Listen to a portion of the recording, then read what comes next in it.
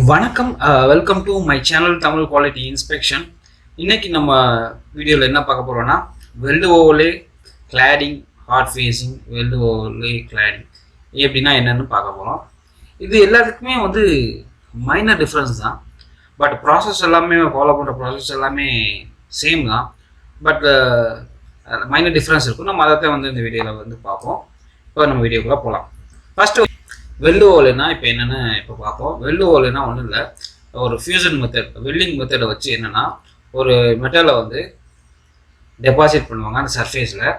அப்படி அந்த மெட்டலை சர்ஃபேஸில் வந்து டெபாசிட் பண்ணும்போது அந்த பேஸ் மெட்டலோட கரோசன் ரெசிஸ்டன்ஸ் வந்து கூடும். அதே மாதிரி வியர் ரெசிஸ்டன்ஸ் வந்து கூடும். அதே மாதிரி அப்ரஷன் ரெசிஸ்டன்ஸ் கூடும். சரிங்களா? இந்த மாதிரி பண்ணும்போது அதே மாதிரி இந்த கிளாடிங்கை வந்து நம்ம ரெண்டு மெத்தட் வச்சு பண்ணலாம். ஒன்று மெக்கானிக்கல் மெத்தட், இன்னொன்று வந்து fusion method, welding method. Same welding method தான். இந்த கிளாடிங் பண்ணுறதுனால என்ன ஆகுன்னா, இந்த கிளாடிங் எதுக்கு பண்ணுறாங்கன்னா மெட்டீரியலோட ப்ரொடக்ஷனுக்காக தான் வந்து இந்த கிளாடிங் அப்படின்னு பண்ணுறாங்க. இந்த கிளாடிங் பண்ணுறதே ப்ரொடக்ஷனுக்காக தான். இப்போ வந்து எப்படின்னா அந்த மெக்கானிக்கல் மெத்தட் வச்சு கிளாடிங் பண்ணுறாங்க. இது அப்படின்னா வந்து ஒரு மெட்டல் மேலே இன்னொரு மெட்டலை வந்து நம்ம வந்து ஜாயின் பாண்ட் பண்ணுறோம். சரிங்களா? இதுவும் நம்ம கிளாடிங் தான் சொல்லுவோம். இப்போ வந்து இந்த மெட்டல் 2 இருக்குது பார்த்தீங்களா? மெட்டல் 2 வந்து கரோசன் ரெசிஸ்டன்ட் மெட்டலாக இருக்கலாம். ஏன்னா வந்து அப்படி இருக்கும்போது உங்களுக்கு அந்த மெட்டலுக்கு ப்ரொடக்ஷனாக இருக்கும். சரிங்களா? இது கரோடாகாமல் இருக்கிறதுக்காக நம்ம யூஸ் பண்ணுவாங்க. இப்போ என்ன இது எப்படி பண்ணுறாங்கன்னா, இந்த மெட்டலை வந்து ரெண்டு மெட்டலையும் ஹீட் பண்ணி இந்த ரோலர் மூலயமா உள்ள ரோல் பண்ணும்போது அந்த ஃப்ரிக்ஷனில் வந்து ஜாயிண்ட் ஆகிக்கும், பாண்ட் ஆகிக்கும். ஸோ இதுதான் வந்து இது ஒரு டைப் ஆஃப் கிளாடிங். சரிங்களா? இது வந்து ரோல் பாண்டிங் சொல்லுவாங்க. சரிங்களா? இது ஒரு டைப் ஆஃப் கிளாடிங். இன்னொரு மெத்தட் வந்து ஃபியூசன் மெத்தட். நம்ம சேம் ஃபியூசன் மெத்தட் தான். ஒரு வெல்ட் பண்ணும்போது அந்த வெல்ட் டெபாசிட் வந்து அந்த சர்ஃபேஸில் டெபாசிட் பண்ணுவோம். ஒரு லேயர் மாதிரி டெபாசிட் பண்ணிவிட்டு அந்த மாதிரி பண்ணும்போது அந்த பேஸ் மெட்டலோட ப்ரொடக்டிவ் ஒரு லேயராக வந்து ஃபார்ம் ஆகும். ஸோ அது வந்து அந்த பேஸ் மெட்டலுக்கு ஒரு ப்ரொடக்ஷனாக வந்து இருக்கும். இப்போ வந்து இந்த ஹார்ட் ஃபேஸிங்னு ஒன்று இருக்குது. இந்த ஹார்ட் ஃபேஸிங் பண்ணுறதுனால என்ன நடக்குது அப்படின்னா, இப்போ ஹார்ட் ஃபேஸிங் பண்ணும்போது வெல்டிங் மூலியமாக தான் அவங்க பண்ணுறோம். அந்த ஹார்ட் ஃபேஸிங் நிறையா மெத்தட் மூலியமாக பண்ணலாம். தெர்மல் ஸ்ப்ரே மெத்தட் இருக்குது, வெல்டிங் மெத்தட் இருக்குது. இந்த வெல்டிங் மெத்தடு பண்ணும்போது என்ன ஆகும்னா, அதில் யூஸ் பண்ணுற அந்த ஃபில்லர் ராடோ இல்லை எலக்ட்ரோடோ வச்சுங்க. அந்த ஃபில்லர் ராடோ எலக்ட்ரோடோ அதோட ப்ராப்பர்ட்டிஸ் ரொம்ப ஹார்டாகவும் டஃபராகவும் இருக்கும். ஸோ வந்து அப்படி இருக்கும்போது பேஸ் மெட்டலோட ப்ராப்பர்ட்டிஸை வந்து என்ஹான்ஸ் பண்ணும். என்ன ஆகுனா, இதுக்கு மேலே டெபாசிட் ஆகும்போது இதோட பேஸ் மெட்டலோட வியர் ரெசிஸ்டன்ஸ் அதிகமாகும். வியர் ரெசிஸ்டன்ஸ், அப்ரஷன்ஸ், அதுவும் வந்து அப்ரஷன் வந்து குறையும். சரிங்களா?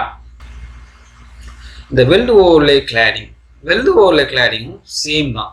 இந்த வெல்டு ஓவர்லே கிளாடிங் வந்து என்னென்னா சேம் லைக் வெல்டு ஓவர்லே தான். இப்போ என்னென்னா இது வந்து எப்படின்னா வந்து இதில் வந்து அட்வான்டேஜ் வந்து 4 அட்வான்டேஜ் இருக்குது.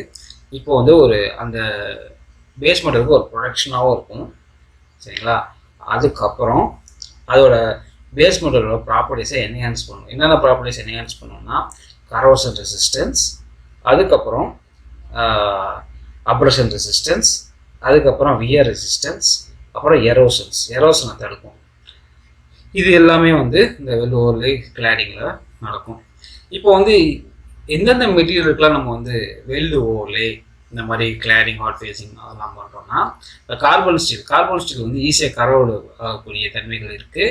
ஸோ வந்து ஈஸியாக வந்து கரோடு ஆகிடும். ஸோ அதனால அந்த மெட்டீரியலை வந்து நம்ம வந்து வெல்டு ஓவர்லே பண்ணுறோம்.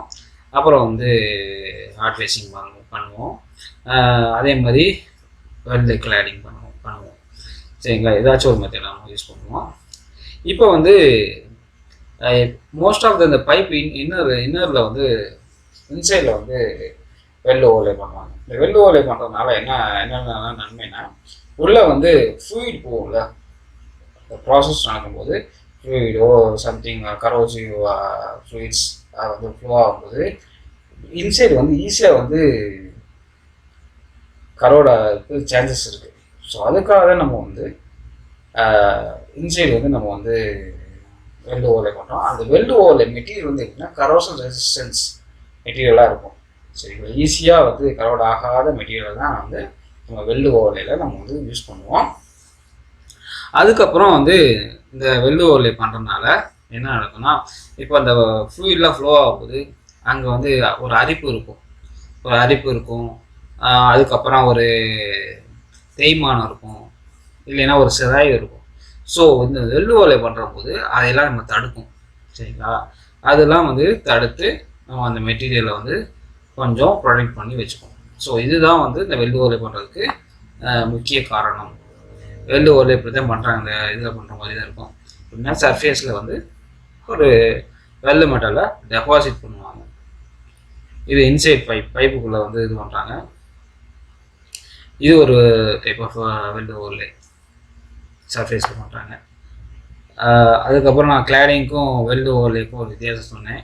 கிளாடிங் வந்து எப்படின்னா 2 மெத்தட் வச்சு பண்ணலாம். ஒன்று welding method and mechanical method வச்சு பண்ணலாம். இது கிளாடிங் எதுக்கு யூஸ் பண்ணுறாங்கன்னா, அந்த பார்ட்ஸை ப்ரொடெக்ட் பண்ணுறதுக்காக ஒரு லேயராக வந்து ஃபார்ம் பண்ணி பண்ணுறாங்க. அதே வந்து கிளாடிங். வெல்டு ஓவர்லே வந்து நார்மலாக வந்து வெல்டிங் மூலிமா பண்ணுறாங்க.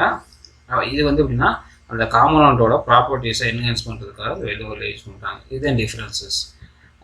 அதுக்கப்புறம் வந்து வெல்டு ஓவர்லே பண்ணுறதுக்கு இந்த weld overlay, cladding, hot facing இதெல்லாம் பண்ணுறதுக்கு நிறைய மெத்தட்ஸ் இருக்குது, வெல்டிங் ப்ராசஸ் இருக்குது. என்னென்ன வெல்டிங் ப்ராசஸ்லாம் நம்ம யூஸ் பண்ணலாம் அப்படின்னு சொல்லியிருக்காங்க. டங்ஸ்டன் இனட் கேஸ், திக் வெல்டிங், அதுக்கப்புறம் சப்மர்ஜர் வெல்டிங், அதுக்கப்புறம் மிக் வெல்டிங், ஸ்மா வெல்டிங், அப்புறம் பிளாஸ்மா ஆர்க் வெல்டிங், அப்புறம் CO2 வெல்டிங், இதெல்லாம் நம்ம யூஸ் பண்ணி நம்ம வந்து வெல்டு ஓவர்லேயோ கிளாடிங்கோ ஹாட் ஃபேஸிங்கோ பண்ணலாம்.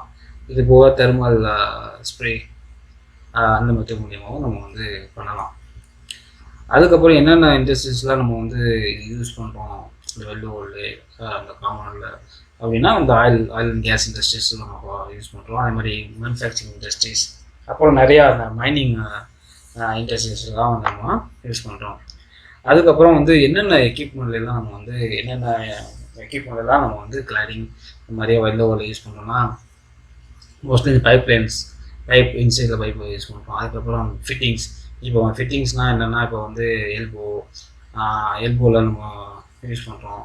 அதுக்கப்புறம் அந்த ஃப்ளான்சஸில் நம்ம வெல்டு ஓவர்லே பண்ணுறோம்.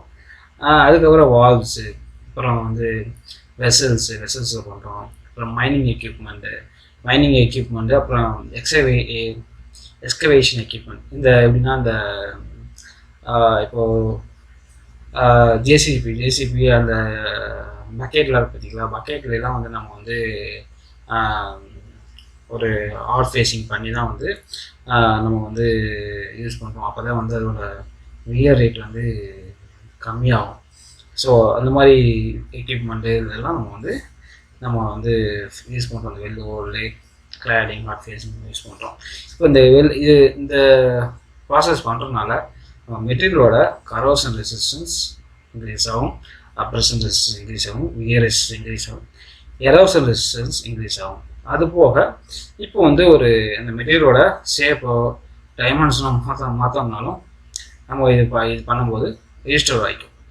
ஸோ இதுதான் வந்து இந்த கிளாடிங் பண்ணுறதுனால கிடைக்கக்கூடிய நன்மைகள். இந்த வீடியோ வந்து உங்களுக்கு வந்து பிடிச்சிருந்துச்சுன்னா லைக் பண்ணுங்கள், ஷேர் பண்ணுங்கள், கமெண்ட் பண்ணுங்கள். உங்களுக்கு ஏதாச்சும் ஒரு புது வீடியோ உங்களுக்கு வேணும்னாலும் கமெண்ட் பண்ணுங்கள். கண்டிப்பாக வந்து என்னால் முடிஞ்ச அளவுக்கு வீடியோ போடுறேன். பாய்.